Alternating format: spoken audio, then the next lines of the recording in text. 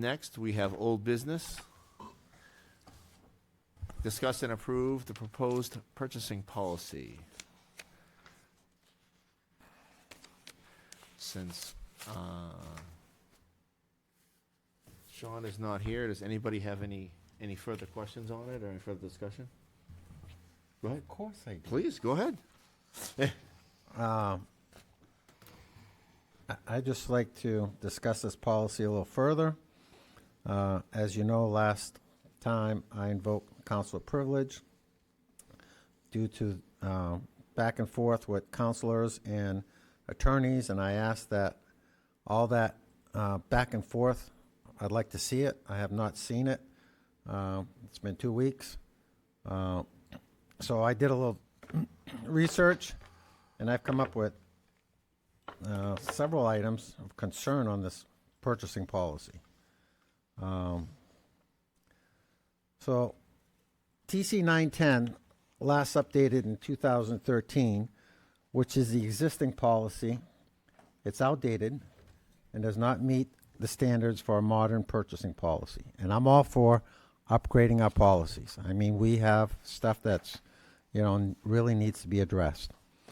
The proposed policy does not rectify those issues. Federal grant language that should be in purchasing policies, RFQ process, the RFI process, the bid bond provisions, insurance requirements, protest solicitations, vendor suspensions and debarment, computer-related purchases and software in particular, purchasing agent provisions, binding process, property disposition, notice of award for projects, bid or RFP specifications. So Admin 110 has those provisions. However, Admin 110 is not ready either. I've reviewed that one. It still needs more work and more staff input. We should wait and do this right the first time instead of rushing in to make changes that only provide potential half solutions. Ethics provisions should be in one place, not 4 or 5, like we have in different policies. That is why we are developing a new ethics code where all the provisions will be in one place. The Councilor Faber's policy has different ethics provisions than the other policies and is not consistent with the new draft of ethics codes. This proposed policy does not follow best practices. Staff was not involved in the development and review of this policy.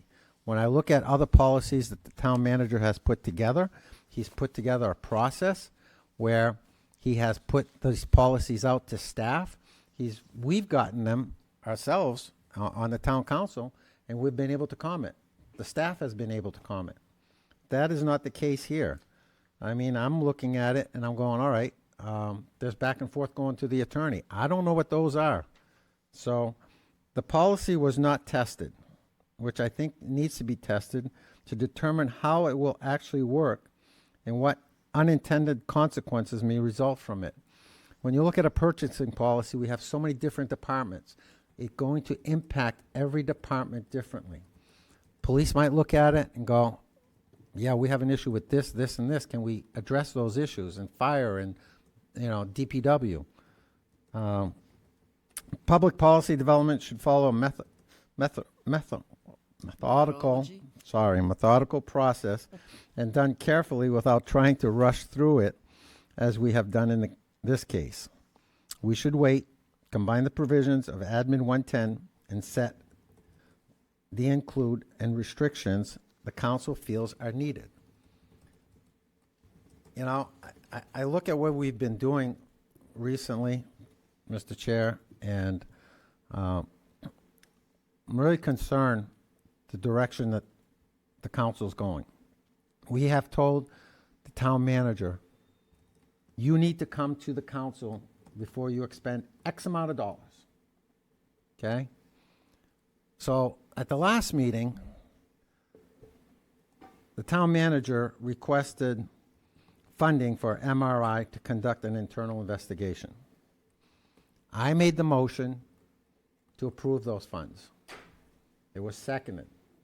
Nobody on the council asked how much money. I thought that was the whole point of saying, you know, we want to know. Nobody asked. He had another one of $600 for software. $600, he explained it. Then, town manager presented a multi-year contract, multi-year, through 2030 for consulting from Whitney Consulting Group for the town assessor. I made a motion to approve that. Nobody, again, asked about it. But we constantly attack him. Well, you know, we want to know about these contracts. Well, here are two perfect examples where motions were made, nothing was discussed, and the council approved it. I feel that this whole purchasing policy is also targeting certain individual because they do business with the town. And I think that this whole purchasing policy needs to be put off. We need to look at what the town manager is putting together as far as admin 110. Let it be vetted by department heads. Let them look at it and say, okay, you know, what are the issues? Do you have any issues with this? Let the council look at it. I mean, I look at the purchasing policy with the school department. When they did it out in public like this. They discussed it, and they said, all right, you know, let's talk about this policy. We're not doing that. We're doing this behind the scenes with a couple counselors, with the attorney, not involving the rest of us. I don't know how you guys feel about this. What's your thoughts? We had a public hearing, Yeah? so we didn't do it behind closed doors. It was in public. Well, I say behind closed doors, Mr. Chair, because when you have a counselor discussing this with the attorney, and I brought this up last time, all right? If I'm asking the attorney, and I'm spending the town money, and say, you know, Mr. or Mrs. Attorney, I have a question about this policy, and would this work? That question should go to every counselor here. That response should come to every counselor so that nobody else, you know, says, oh, I'm going to ask that question too. You know, the question's been asked. We know where it's going. That's what I'm talking about. Okay. Okay, I'm not talking about the public hearing. I'm talking about what I brought up last time, and I said, I want to see those, you know, emails back and forth.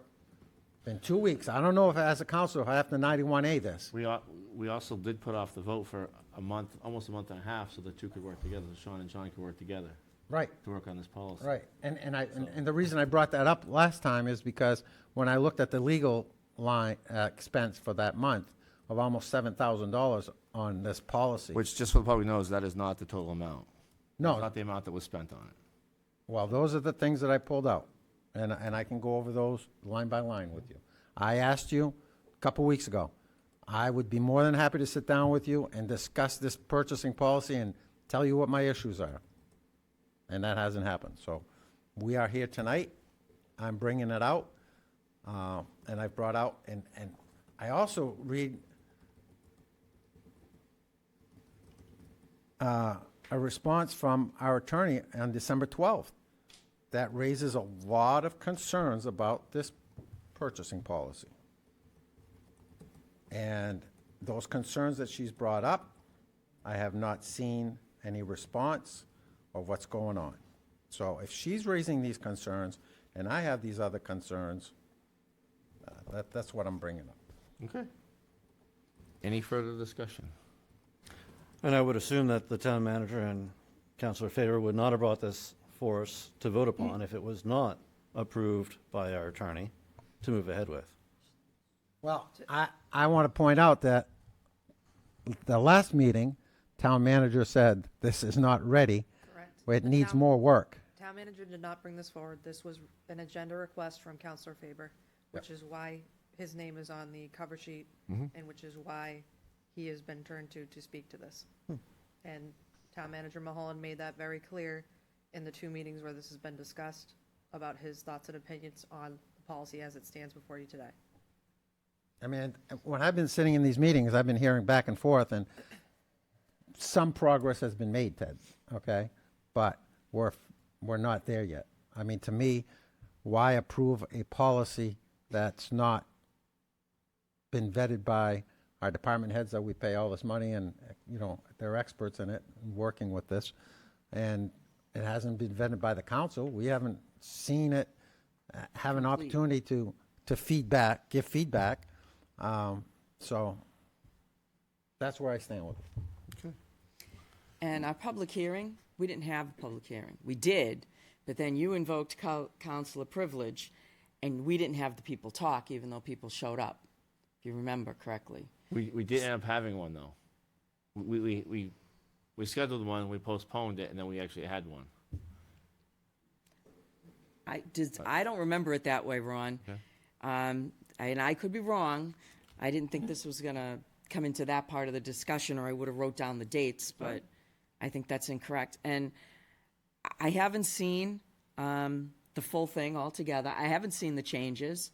No one has reached out to me about anything, asked me any questions about any of it. And yes, there is something in this document, I will fully disclose it, I have no problem, that comes after pulling the legal notices out of the Londonderry Times, which is fine. If the Londonderry Times is not the best bid and is not the best paper for the legal notices, then that's fine. We went through a process with the town manager, and we bidded and came out to be the best resource for the town. And that is why it is. I don't control how many ads. I don't go calling them up and going, hey, run an ad with the paper. No. It's by state statute that they've got to run these legal notices. I don't control how big or small they are. They tell me to put them in. I put them in to the size that is appropriate to be readable for people. You're talking very small amounts of money, and I can't go. So I had to put it out there because it is me, because I am the paper, even though I don't handle that. My daughter does. So that is out there. So I find it to be an attack on me. As everyone knows, there's a very contentious relationship between me and Mr. Faber. I feel it was rushed. You are now going to burden the new council, if there is one. I don't know. You don't know the outcome of that election. And we're going to burden them with having to relook at this if we do it wrong, to have to redo it again. Instead of saying, here's all the things we've gotten, here's what we're going to do, and keep moving it forward. I find it funny that 2 years sitting on the council, Mr. Faber, Mr. Traffic, this is the only thing he brought forward, and it directly comes after me. So yes, it is personal. And I think it's disgusting. And not even to say it, to hide like a coward. I just want to add that I think that we have a process with this new town manager of updating policies, and I think we should follow that process. And this does not follow that process. Any further discussion? All right, based on what Councilor invoked privilege, we have to take a vote tonight. So I will accept a motion to accept the purchasing policy that we have in front of us tonight.